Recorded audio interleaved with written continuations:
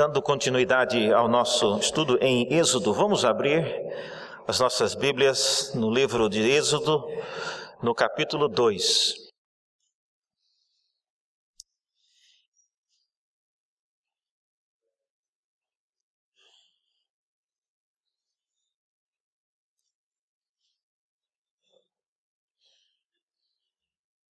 Êxodo, no capítulo 2, nós lemos assim: Foi-se um homem da casa de Levi e casou-se com uma descendente de Levi. E a mulher concebeu e deu à luz a um filho, e vendo que era formoso, escondeu-o por 3 meses. E não podendo, porém, escondê-lo por mais tempo, tomou um cesto de junco e calafetou-o com betume e piche, e pondo ele nele o menino, largou no carriçal à beira do rio. E a irmã do menino ficou de longe para observar o que lhe haveria de suceder.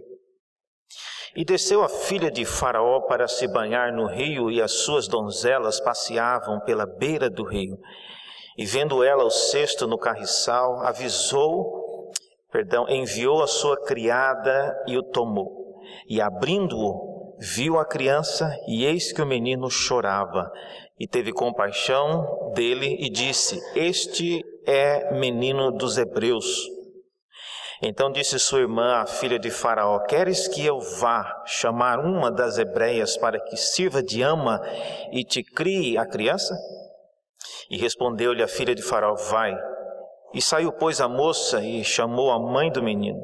E então lhe disse a filha de Faraó: Leva este menino, cria-mo, pagar-te-ei o teu salário.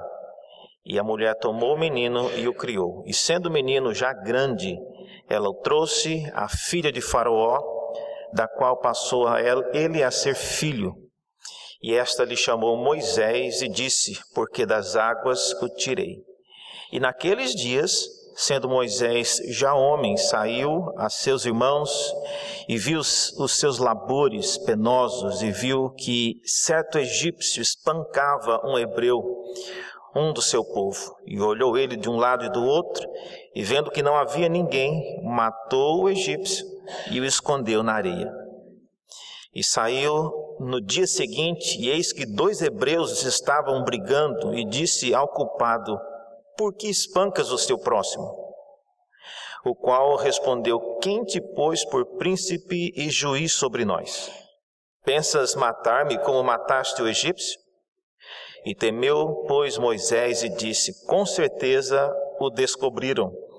E informado desse caso, Faraó procurou matar a Moisés, porém Moisés fugiu da presença de Faraó e se deteve na terra de Midian. E assentou-se junto ao poço. E o sacerdote de Midian tinha 7 filhas, as quais vieram a tirar água e encheram os bebedouros para dar de beber ao rebanho do seu pai. E então vieram os pastores e as enxotaram dali. Moisés, porém, se levantou e as defendeu e deu de beber ao rebanho. E tendo elas voltado a Reuel, seu pai, este lhes perguntou: Por que viestes hoje mais cedo? E responderam elas: Um egípcio nos livrou das mãos dos pastores e ainda nos tirou água e deu de beber ao rebanho. E onde está ele? Disse às filhas: Por que deixastes lá o homem? Chamai-o para que coma pão. E Moisés consentiu em morar com aquele homem, e ele deu a Moisés a sua filha Zípora, a qual deu à luz a um filho, a quem ele chamou Gerson, porque disse: Sou peregrino em terra estranha. Até aqui a palavra do Senhor. Vamos orar? Abra nossos olhos, ó Deus, para enxergarmos na Tua palavra aquilo que nos edifica. Pedimos isso porque não está em nós a capacidade de entendê-la por nós mesmos. Precisamos que o Teu Espírito, o mesmo que a inspirou, possa nesta hora trazer a instrução. Oramos assim em nome de Jesus. Amém. Irmãos, esse texto que nós acabamos de ler fala de 3 planos de salvação, 3 relatos distintos de conseguir livrar a vida de Moisés. São os relatos de Joquebede, a mãe de Moisés, o relato da filha de Faraó e o relato do próprio Moisés tentando livrar a sua vida. E esses três relatos, eles têm em comum, obviamente, a tentativa de fugir da presença e da ameaça real colocada pelo rei do Egito, o Faraó. E eu queria nesta manhã, de maneira breve, tratar sobre esses três planos de fuga da ameaça criada por Faraó. O primeiro deles é o plano de Joquebede, e nós lemos aí nos primeiros versículos do capítulo 2, e o plano de Joquebede, eu já escrevi sobre isso em outra ocasião, e aqui eu quero ser mais breve então, por causa disso, mas o plano dela então, tinha uma meta, e a meta era baseada naquilo que ela entendeu ser oportuno naqueles dias. Diz os versículos 1 e 2, parece um relato simples, mas quando lido no contexto, ele na verdade traz uma informação importante. Diz simplesmente que houve um homem que foi para a casa dela e casou-se com ela. Somente isso. Não é somente isso quando você considera que o momento em que eles viviam era um momento de perseguição, era um momento quando o faraó da época decretou o infanticídio e a morte dos filhos que nascessem, e Joquebede e o marido resolveram dar prosseguimento à vida, continuar o curso natural da vida, a despeito de toda aquela situação que estava acontecendo. Então é uma coisa normal, e obviamente se eles se casaram, era esperado que eles teriam filho, e o texto em 2 versículos já anuncia exatamente isso, que ela não apenas casou-se, mas ela deu à luz a um filho, e obviamente agora ela entrou na malha fina do programa de Faraó. Ela poderia ter escolhido, numa situação como essa, de perseguição, de aflição, de escravidão, deixar para casar depois, ou evitar de criar uma família naquele contexto. Mas ela tinha como meta a criar um filho, casar-se, e esse foi o primeiro ponto apresentado aqui no plano dela. Ela aceitou casar-se e ela teve um filho, e esse filho, obviamente, naquele contexto, viraria alvo da perseguição de Faraó. Segunda coisa no plano de Joquebede é que ela, além da meta, ela tinha uma coragem muito clara. Diz aí, nos versículos 2 especialmente, que ela resolveu esconder o filho. Diz o versículo 2 que ela concebeu, deu à luz a um filho, ela viu que o filho era formoso e ela resolveu escondê-lo por 3 meses. E diz o texto que ela não conseguiu levar adiante este plano. É muito difícil você esconder uma criança, especialmente os 3 primeiros meses. Se Moisés ele teve o problema de cólica quando um bebê até os 3 meses é o período mais difícil, Moisés, o pequeno Moisés deve ter chorado aquele choro que às vezes, os vizinhos ouvem, e numa vizinhança onde possivelmente os filhos dos vizinhos também haviam sido jogados ou entregues ou confiscados pelo programa de Faraó, o que é que vocês acham que aconteceria se na sua casa, que o seu neto ou o seu filho, que era do sexo masculino, já havia sido levado e morto, e agora você ouve o choro de um bebê na vizinhança, que você sabe que também é uma vizinhança do povo hebreu? Então o choro de Moisés não somente incômodo, mas gerava um constrangimento para Joquebede, porque ela estava escondendo algo que talvez uma vizinha hebreia não tinha tido talvez a mesma coragem, e também não tinha tido a mesma sorte de ter o seu filho preservado.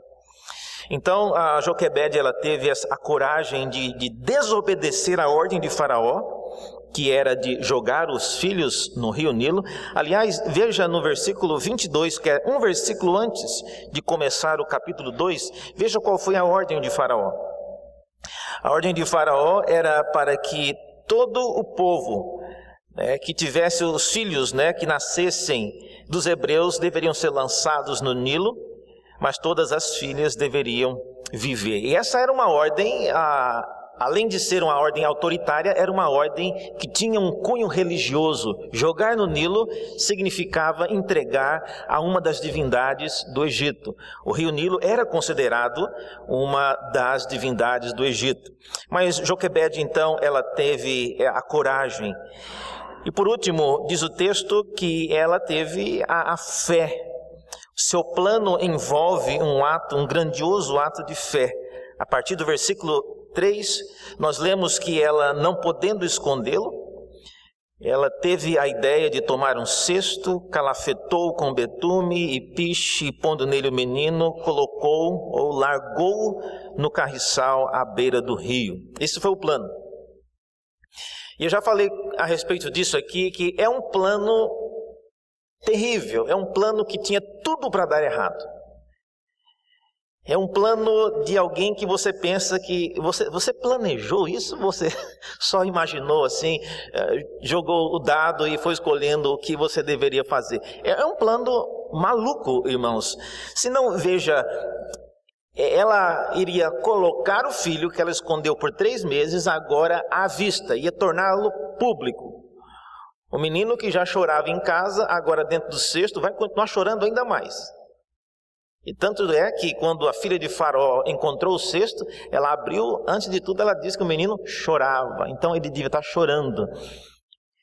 Talvez porque o cesto estivesse fechado, o calor ali dentro, e de fato o menino estava chorando excessivamente. Então ela colocaria o filho ali, mas antes da filha de Faraó encontrar esse menino, o menino poderia tentar, já era um menino de 3 meses, um menino de 3 meses não fica parado o tempo todo, e se ele começasse a se mexer, esse cesto poderia virar e poderia cair. Ou se não fosse isso, um rio que ela colocou, não era um rio qualquer, era o rio Nilo. Ela colocou nas margens, diz o texto, junto com o carriçal, que é o tipo de plantação e vegetação que crescia do lado do rio Nilo. Então o cestinho não estava assim flutuando no meio da correnteza, mas estava parado. Local onde geralmente, e tem naquela região, algum tipo de crocodilo poderia vir e cheirar aquele cesto, e ao ver que tem alguma coisa, um petisco ali dentro, poderia, numa bocada, colocar fim no plano de Joquebede. E várias outras coisas poderiam acontecer. Dentre elas, a filha de Faraó ou um outro egípcio abrir o cesto e não ter a mesma compaixão que a filha de Faraó teve. Então, era realmente um plano que requeria bem mais fé do que a gente pensa, mas ela entregou o filho dela para colocar naquele cesto, crendo que Deus tinha algo na vida do seu filho para realizar. Estevão, quando fala sobre isso, ele diz lá no capítulo 7, a partir do versículo 13, depois vocês podem ler, mas Joquebede, ela teve fé de que alguma coisa estava para acontecer naqueles dias. E algo que Deus poderia realizar na vida do seu filho, era algo que ela mesma não poderia mais conter. Então ela entrega, num ato de fé, o seu filho para ser, dali para diante, se Deus quisesse fazer alguma coisa, estava com Deus. E o ato, irmãos, dela colocar o filho no Nilo, é, de uma certa forma, uma obediência parcial àquilo que Faraó havia exigido. Faraó havia exigido que fosse jogado lá, e ela, como uma mãe, ela colocou, não precisava jogar, mas o fato de colocar foi um ato simbólico, mas ela entrega o seu filho à sorte, que nós vemos hoje como um ato de fé. Então esse foi o plano dela. O plano seguinte, que não tem a ver com ela, mas é uma consequência daquilo que ela fez, é o plano da filha de Faraó, que a partir do versículo 5 começa a fazer parte da história. Veja então, irmãos, que a Joquebede, ela planeja algumas coisas, mas a semelhança do que Joquebede faz, e nós também, Os nossos planos, geralmente, eles não acontecem somente com aquilo que nós planejamos.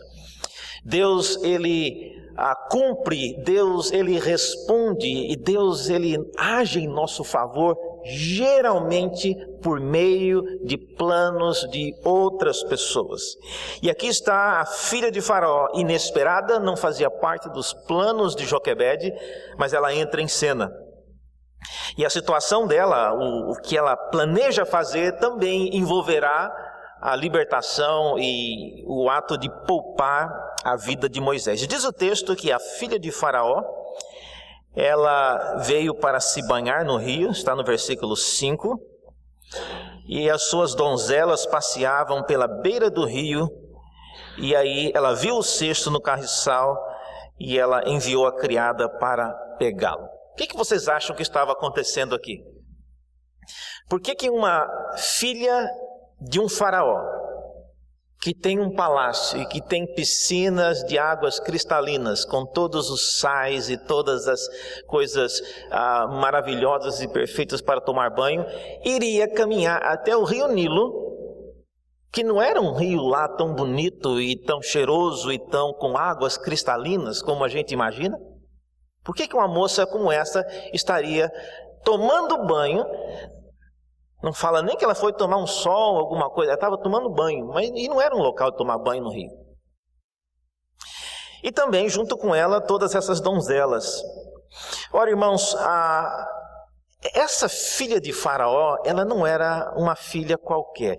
Eu não sei quantos já sabem o nome dela. Vocês sabiam que ela tem o nome? Veja lá na genealogia, em Crônicas, no primeiro livro das Crônicas, no capítulo 4... O autor bíblico menciona o nome dessa filha de Faraó, e não só isso, mas você fica sabendo que ela tinha alguma relação com o povo de Deus. Veja lá a 1 Crônicas, no capítulo 4, no versículo 17.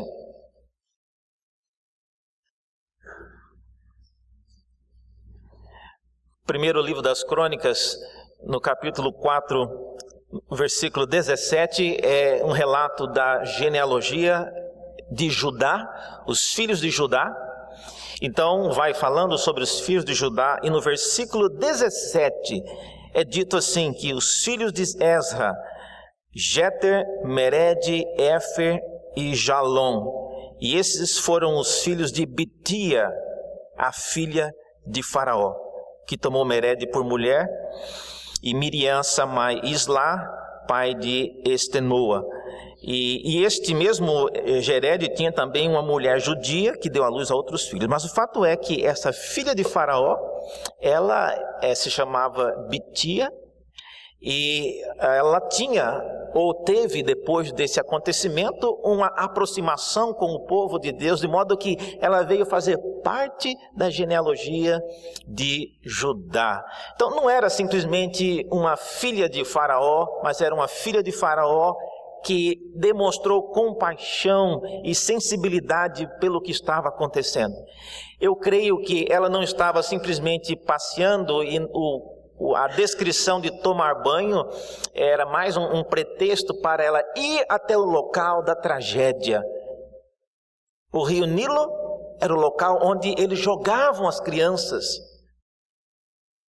Era como se naquele fato horrível que aconteceu nos imigrantes que vieram da Síria e foram em direção à Europa, e o pequeno menino que apareceu na praia, é como se a filha de Faraó fosse até o local para ver se encontrava mais alguém, porque ela sabia que ali era o local onde, se as crianças fossem jogadas, elas estariam por ali. Então não era simplesmente um momento de banho, um momento de lazer, e daí ela ter levado as suas servas, as suas donzelas, para andarem ao redor da margem do rio. Se era para tomar um banho, não precisava ficar andando. Então, de fato, elas não estavam somente banhando naquele local. E diz o texto que o plano dela então tinha uma meta, e a meta era solidarizar-se com as vítimas dos horrores causados pelo seu pai, e ela vai até o local para ver, não sabendo o que iria encontrar, mas essa era a sua meta. Ela queria se solidarizar-se com os horrores causados pela decisão do seu pai, Faraó, de matar os filhos. Seu ato de coragem também, à semelhança de Joquebede, a filha de Faraó, ela desobedece à ordem do pai, primeiro tirando a criança do Nilo. Ela não devia mexer com isso.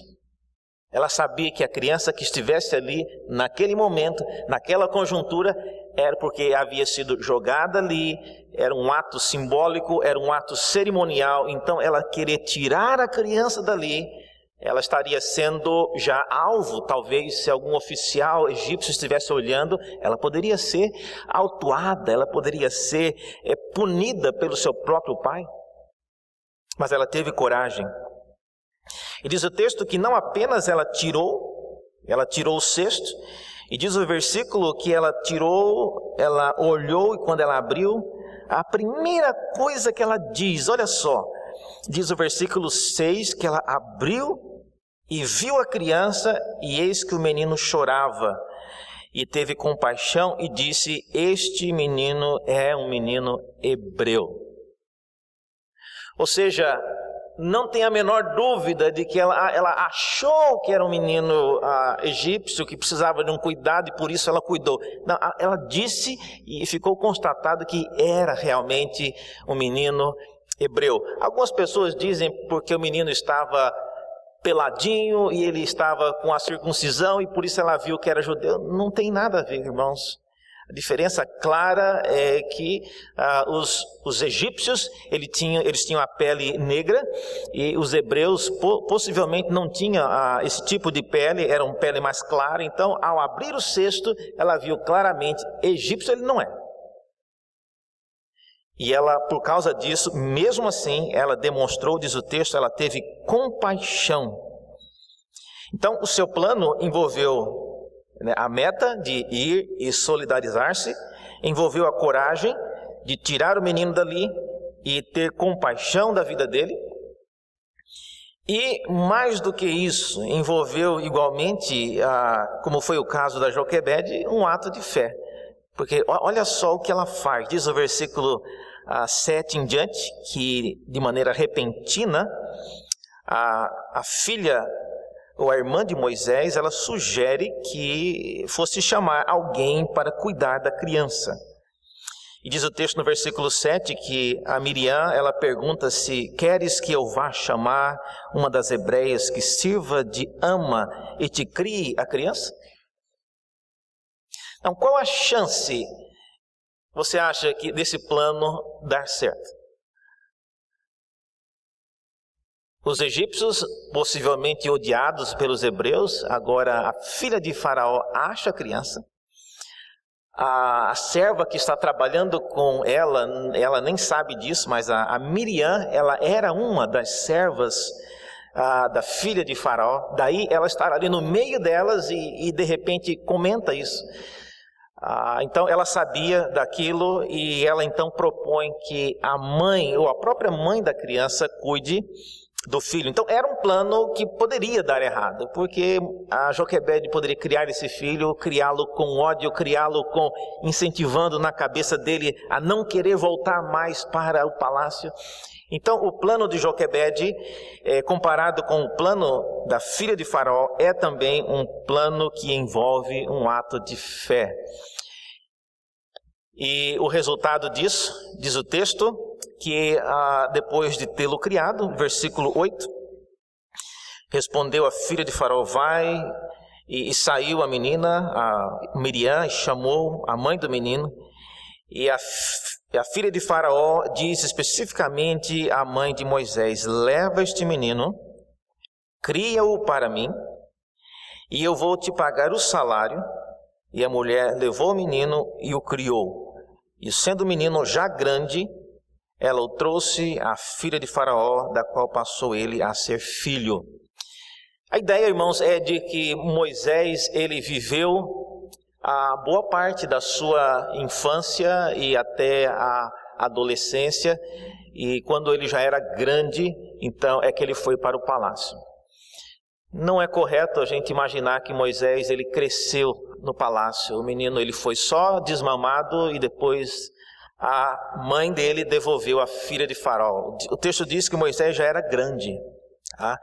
E não só isso, mas no versículo 11, quando você vê aí dizendo que naqueles dias, quando ela entregou de volta o menino ao palácio, naqueles dias Moisés, sendo um homem, ele saiu e já cometeu aquele crime. Então Moisés já era uma pessoa já formada, já era um homem quando ele retorna para o palácio.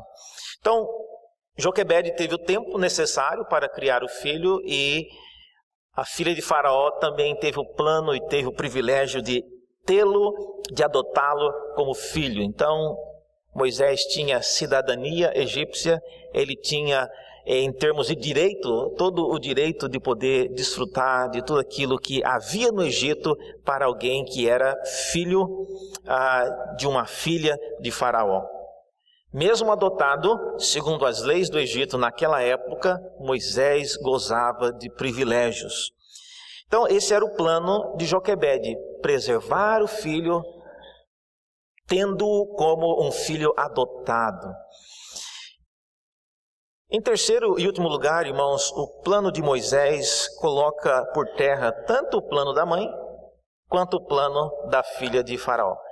Então, o que Moisés faz agora parece jogar fora aquilo que a sua mãe biológica fez e aquilo que a sua mãe adotiva também fez por ele. Veja, a partir do versículo 11, nós lemos que Moisés, sendo já grande, ele saiu para ir conhecer o destino e a vida dos seus irmãos. Diz o versículo 11 que ele saiu a seus irmãos e viu os seus labores penosos. E ele viu que certo egípcio espancava um hebreu do meio do seu povo. Então essa foi a primeira constatação. Da mesma maneira que Joquebede, e da mesma maneira que a filha de Faraó, ela se compadeceu e ela quis se solidarizar-se com o que estava acontecendo, Moisés também, ele, mesmo sendo parte daquela corte, mesmo tendo sido adotado pela filha de Faraó, ele manteve o interesse de conhecer e de saber o que estava acontecendo com o seu povo. De tantos outros lugares que Moisés poderia ter ido, a Bíblia relata apenas essa saída dele. Ele saiu um dia para ver o que estava acontecendo com o povo dele. E ao fazê-lo, providencialmente, ele acaba vendo que a realidade, ele acaba vendo o que acontecia diariamente. E ele vê um egípcio espancando um dos seus irmãos, ou seja, do povo hebreu. E isso gera nele uma atitude inesperada. Versículos 12 em diante diz que ele olhou de um lado e do outro, e vendo que não havia ninguém ali, ele matou o egípcio e o escondeu na areia. E aqui começa uma rota diferente do plano de Moisés. Joquebede e a filha de Faraó, Betia, elas, em tudo aquilo que elas planejaram, nunca houve morte de ninguém, elas nunca planejaram a morte, pelo contrário, planejaram salvar Moisés e salvar aqueles que estavam envolvidos naquilo. Mas Moisés, a primeira atitude dele aqui é de matar um egípcio. Nós vamos falar disso mais para frente, mas um pouco antes de Moisés iniciar o processo de libertação, Deus vai cobrar isso de Moisés. Naquela pousada, quando Deus procura tirar a vida de Moisés e Zípora tem que intervir, cortando o prepúcio do seu filho, então é por causa dessa morte aqui, nós vamos ver mais sobre isso depois. Mas o fato é que Moisés, então, ele mata esse egípcio. E em seguida, também destoando da sua mãe biológica e da sua mãe adotiva, onde elas tiveram fé, diz o versículo 14, no final do versículo 14, que Moisés ele temeu, quando ele viu que as pessoas poderiam saber o que estava acontecendo. O final do versículo 14 diz que temeu, pois, Moisés e disse: com certeza o descobriram. Então Moisés teve medo da situação. Ele temeu que a notícia, se chegasse aos ouvidos de Faraó, e que de fato chegou, poderia causar a sua própria morte. E, em segundo lugar, a atitude de Moisés, destoando de sua mãe biológica e da sua mãe adotiva, Moisés ele foge. Diz o versículo 15 que ele fugiu para a terra de Midian e ele se assentou junto ao poço e começou a fazer a sua vida ali. E além de fugir, Moisés também ele passa a ser um homem que mente a respeito da sua identidade. Quando ele chega no poço ali em Midian, as filhas de Reuel têm contato com ele, conhecem, e elas descrevem Moisés como um homem egípcio. Moisés não é egípcio. Possivelmente ele deixou passar-se e ele não falou que não era, mas o fato é que até quando a notícia chegou até o pai, ele era um egípcio, mesmo não tendo a cor de um egípcio, mesmo não sendo um egípcio de verdade, ele é apresentado aos pais de Zípora como sendo um egípcio. E quando o primeiro filho dele nasce, ele mais uma vez confessa a sua situação de peregrino. Ele coloca o nome no filho de Gerson, que em hebraico quer dizer aquele que é peregrino numa terra estranha. Então, mais uma vez, Moisés ele confessa a sua situação de fingimento, uma situação provisória, uma solução que ele havia criado para uma situação que é bastante diferente daquilo que a sua mãe biológica e a sua mãe adotiva fizeram. Irmãos, diante desses três planos, o plano de Joquebede, o plano da filha de Faraó e o plano de Moisés, são planos semelhantes e eles têm também diferenças, mas eles revelam muito daquilo que nós hoje fazemos. E algumas coisas nós podemos aprender a respeito desses planos.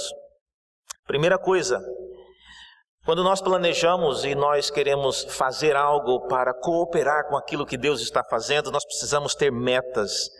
Metas que sejam realistas e relacionadas com o nosso contexto. Planejar a vida, ajudar as pessoas, requer de nós conhecimento das coisas como elas são. Às vezes eu temo que, enquanto nós vivamos aqui num bairro que não é um bairro nobre de São Paulo, mas mesmo assim, muitas pessoas não conhecem o contexto da vida das pessoas, do dia a dia. E é bem diferente, irmãos, do contexto que nós vivemos aqui na igreja. Contexto das pessoas que levantam 5 horas da manhã para tomar o ônibus e depois o trem, depois o metrô, e depois outro ônibus, depois o trem para chegar a sentar no seu trabalho. Pessoas que fazem isso todos os dias, passam ainda na creche para deixar um menino, ou levam um parente até a estação e volta, ou trabalham em ciclos longos a noite inteira, ou lutam com enfermidades, ou lutam com dificuldades, ou lutam com escassez. Tudo isso é parte de uma realidade que, se nós quisermos criar metas, nós precisamos, à semelhança do que Joquebede fez, à semelhança do que a Abitia também fez, conhecer a realidade. E eles fizeram isso, e isso nos ensina alguma coisa. Em segundo lugar, esse plano desses três demonstram que coragem é importante. Precisamos ter coragem de fazer algumas coisas. A coragem é alguma coisa que também é perigosa. Tem gente que tem coragem, mas coragem para fazer coisa estúpida. Coisa que não exigiria coragem, pelo contrário, deveria haver um certo cuidado. Eu já disse isso uma vez, não sei se já disse aqui, mas um amigo de Cuiabá, ele tinha filhos, e esses filhos eram corajosos. E viviam acampamentos, sempre um deles voltava, quebrava a perna e quebrado um braço, eles subiam em árvore, caíam, e eram descritos como corajosos. Eu tinha outro adjetivo para isso, né? Mas o fato é que em uma ocasião eles estavam num apartamento com os pais, foram visitar alguém, E os meninos correndo na sala, saíam de um quarto e iam para o outro. Apartamento no 17º andar. E a mãe olhando, de repente o menino está vindo da sacada e correndo para o quarto. Novamente, de outro, passando, saindo da sacada, indo para o quarto. E ela percebeu, olha, mas eles não estão indo para a sacada, eles estão vindo de lá. E uma hora que passou, ela agarrou o menino pelo braço. Peraí, de onde você veio? Não, para, não, de onde que você veio? Não, nós estamos passando. Eles estavam saindo pela janela do 17º andar, pisando em cima da caixa do ar-condicionado, agarrando na parede e entrando na sacada e depois voltando pelo quarto. A mãe desse menino lembra que até hoje, quando ela lembra disso, tem vontade de dar uma surra no menino. Mas é um tipo de coragem que nos deixa, às vezes, quase que pasmos. Coragem, irmãos, não é coragem para fazer coisas dessa natureza. Mas algumas vezes, nossos planos, eles requerem de nós um ato de coragem para fazer algo que está além do nosso alcance. No caso de Joquebede, ela não podia fazer muito mais por Moisés. O menino estava chorando, estava crescendo e era inevitável o seu destino se ficasse nas mãos dela. Então ela precisou ter a coragem de entregar esse menino no rio Nilo, que era o símbolo da divindade dos egípcios, para que o Deus que era maior do que o Deus do Egito fizesse alguma coisa. Por último, os nossos planos, à luz do que nós vimos nesse plano desses 3, requer um ato de fé, não uma fé cega, não uma fé que nos impeça de conhecer a realidade, mas uma fé que acredite naquilo que Deus está fazendo, como Estevão disse a respeito de Joquebede. Ela acreditou, ela percebeu que aqueles dias eram os dias em que Deus iria fazer coisas grandiosas no Egito. Uma coisa que Moisés fez e que nós não devemos fazer, a menos que Deus mande, é fugir. Moisés, ele fugiu, e ele fugiu da situação que ele vivia.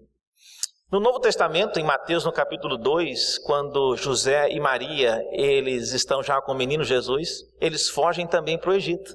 A situação é muito semelhante. Inclusive, no desfecho, Mateus diz que isto aconteceu para que cumprisse a profecia que nós lemos, inclusive, no texto que o pastor Sérgio leu em Oséias. Do Egito eu chamei o meu filho. Só que José, ele fugiu por ordem de Deus. Ele fugiu porque Deus avisou da ameaça e ele ficou lá até que Deus julgou que a situação havia mudado. Em nossos planos hoje, nós também precisamos saber dessas coisas, irmãos. Se for preciso fugir, Deus irá nos avisar.